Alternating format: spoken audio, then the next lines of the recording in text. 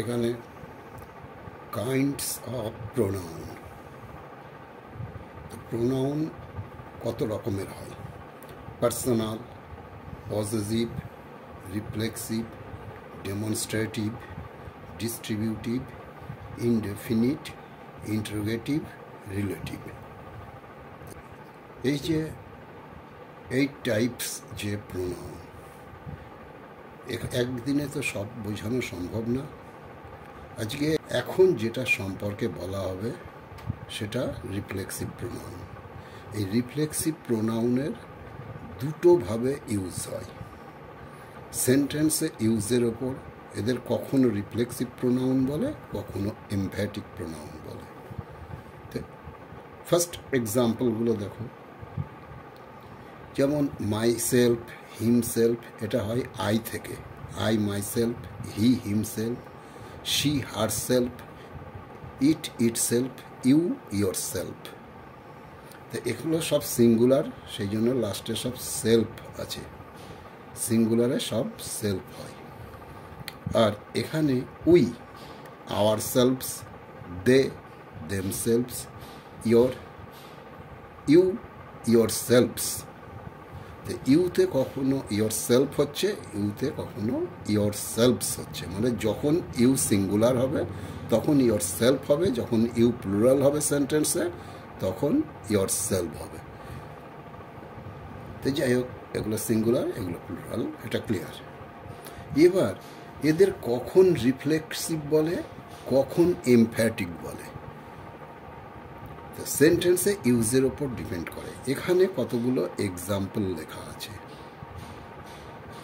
I hurt my self, take care of your self, you have enjoyed your selves, I my self saw him to do it, he will do it himself. এই যে 5টা যে sentence দেওয়া আছে, এর মধ্যে এই যে রিফ্লেক্সিভ প্রোনাউন এবং এমফ্যাটিক প্রোনাউন, কখনো রিফ্লেক্সিভ প্রোনাউন আছে, কখনো এমফ্যাটিক প্রোনাউন আছে, সেটা কি করে আইডেন্টিফাই করা যাবে তার জন্য একটা রুলস আছে, আর সেটাই এখন আমি বলবো। যেমন আই হার্ট মাই সেলফ, মানে এখানে যখন সাবজেক্ট আর অবজেক্ট একই পার্সন হয়, মানে এটাও ফার্স্ট পার্সন থেকেই এসছে, I first person, my self first person থেকেই এই মাই সেলফ হয়। তো যখন দুটোই সেম পার্সন হবে তখন সেটা রিফ্লেক্সিভ হবে। আরও একটা জিনিস যেটা ক্লিয়ার হয়ে যাবে সেটা হচ্ছে, এই যে মাই সেলফ বা যে কোনো self word or selves word যদি দেখো ভার্বের পাশে ইউজ হয়েছে, এই যে সাবজেক্ট ভার্ব, ভার্বের পাশে, তখন জানবে সেটাকে আমরা রিফ্লেক্সিভ প্রোনাউন বলি। ভার্বের পাশে হলে সেটাকে আমরা বলবো রিফ্লেক্সিভ।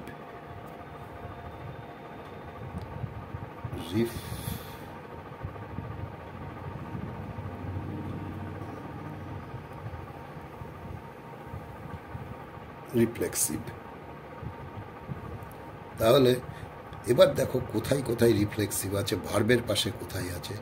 এখানের নাম্বার 2 সেকেন্ড সেন্টেন্সে দেখো, take care of your self. এই যে টেক কেয়ার অফ, এটা ভার্ব, এটা ইয়োর সেলফ, তাহলে এটাও এই রিফ্লেক্সিভ হয়ে যাচ্ছে। আচ্ছা, number 3, you have enjoyed your selves.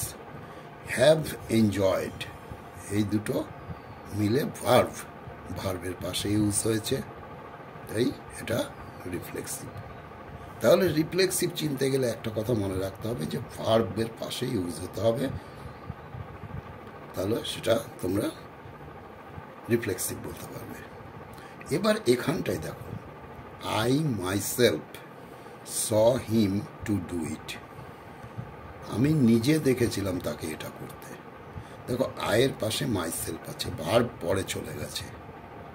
তাহলে এখানে যেমন বলেছিলাম যে ভার্বের পাশে থাকলে তখন রিফ্লেক্সিভ, এখানে দেখো এখানে সাবজেক্টের পাশে আছে, কখনো সাবজেক্টের পাশে থাকতে পারে, কখনো অবজেক্টের পাশে থাকতে পারে।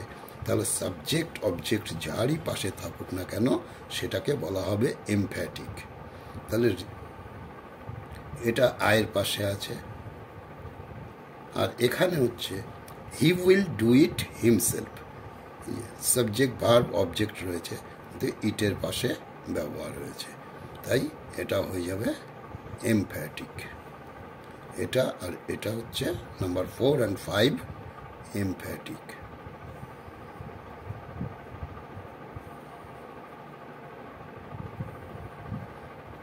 তাহলে প্রোনাউন অনেক টাইপের হয়। এই রিফ্লেক্সিভ প্রোনাউনটা সেলফ ওয়ার্ড, সব সেলফ অ্যান্ড সেলফস ওয়ার্ড যত আছে সব রিফ্লেক্সিভ প্রোনাউনের মধ্যে গেল। এইবার রিফ্লেক্সিভ প্রোনাউনের মধ্যে দুটো পার্ট থাকে। দুটো পার্ট বলতে ইউজের ওপর ডিপেন্ড করে ওটাকে দুটো নাম বলা হয়। তাহলে আশা করি দুটো নামই তোমাদের ক্লিয়ার হয়ে গেল, কখন কোনটা বলবে। এরপরে প্রবলেম হয়তো আর থাকবে না। যদি ভালো লাগে তোমাদের এটা, তাহলে দয়া করে একটু ফলো করে দিও। Thank you.